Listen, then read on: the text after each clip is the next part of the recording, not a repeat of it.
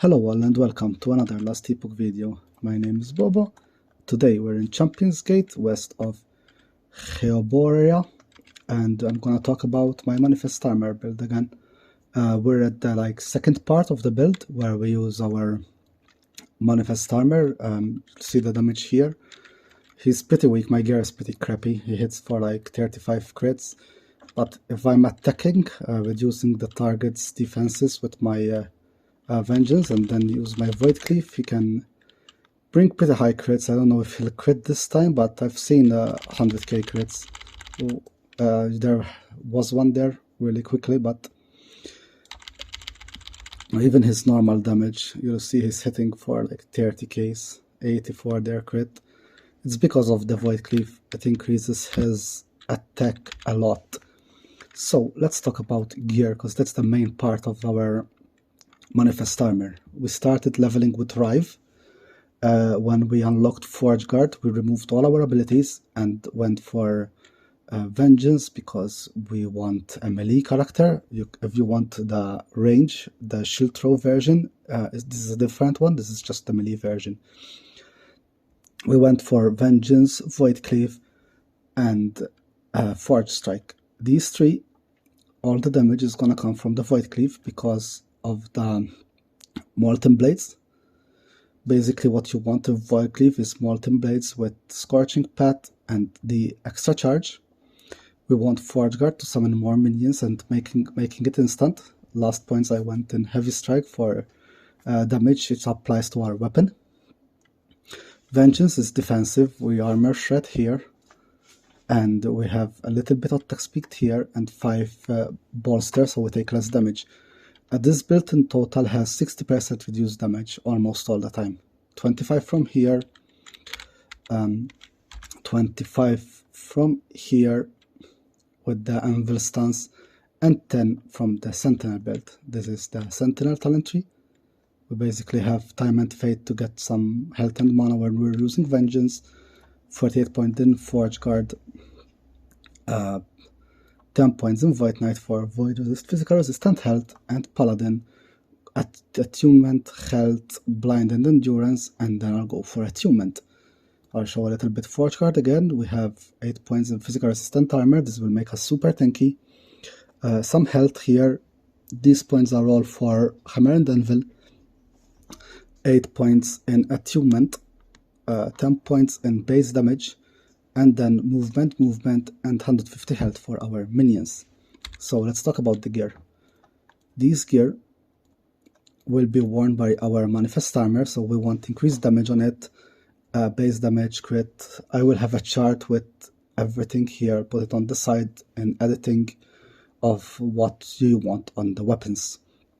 There are some uniques that you can use, but I'll talk about yellows, how to forge your gear. But basically you will want on these 4 items you want more damage, as if you're doing the damage in melee, and on the rest of the gear you want minion damage, minion health, and health for yourself.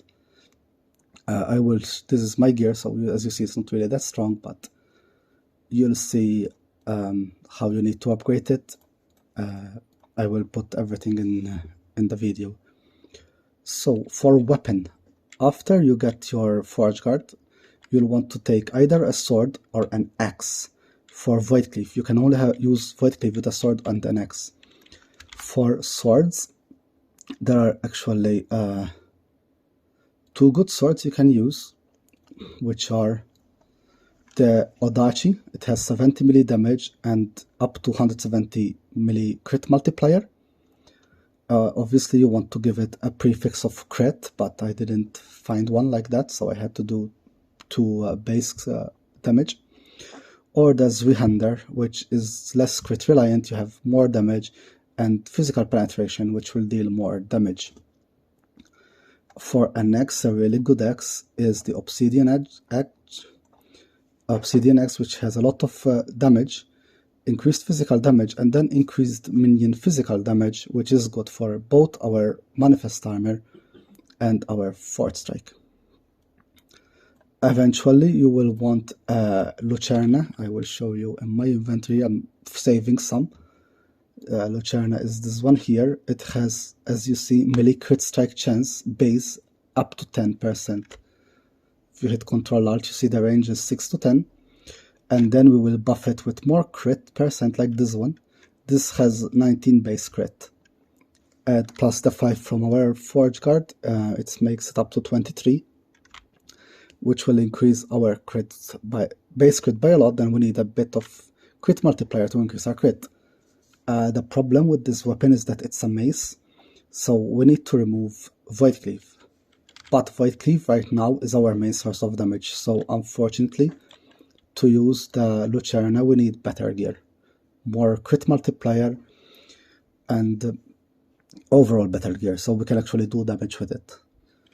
Skills right now, I'm using Vengeance, which we will always be using, because that's our main skill. Void Cleave, because I'm using still a sword in the next. Forge Guard, Forge Strike for AoE, Manifest Armor we will always use, and Lunge. Once I switch to the Mace, we can't use Void Cleave anymore. I'm gonna remove Void Cleave and remove the Lunge. And I will use a Healing Smite. Where is the Smite? Smite is here. Healing Smite, so we're going for Healing Area. And we're going for the attack and cast speed if we've got Smite. And for healing, I will set up the build and will show it. Probably it will be somewhere on the side in the video. And then we will go for Javelin. Where's the Javelin? Javelin throw. It will be a standard bearer Javelin, and it will cast Smite automatically. On our bar, we will have Smite. We will have Javelin instead of Void Cleave, and we will still have Lunge that is unspec'd. We will only have one charge, but Javelin will be throwing the smites, and we will still have an ability to jump to something with. So yeah, that's it. It is just a little update on how the Forge Guard is going. The build is basically the same as my old melee build. I showed it already. I showed it really quickly again. So 20 points in Sentinel, this build. 48 points in Forge Guard. Arguably, you could choose to go for Smelter's Might. It gives you Ignite and Bleeds for your Manifest Armor and your Forge weapons. But with the Void Cleave, I'm gonna have a lot of bleeds. While fighting bosses, my bleeds go up to like 200. I'm summoning some weapons here and getting some mana. I'll show you how the bleeds. Once I do the double Void Cleave, the bleeds, you see it went up to like 80, 70, and that's only with 3 weapons. If I had all the 12 blades, it would go over 200. So bleeds isn't really a problem. We don't really need the talent here, that's why, because of Void Cleave. For the rest, 10 points in Void Knight, there's nothing really good for me here, because I don't deal damage, I don't need the crit, this is all buffing my own damage, so I don't really need here. This Doom Knight is not bad, but strength is subpar, attunement is way better, and health is just 5, so I'd rather go for the Paladin with attunement and elemental resist, health, blind and endurance, and then I'll go for dedication with attunement and increased mana regen.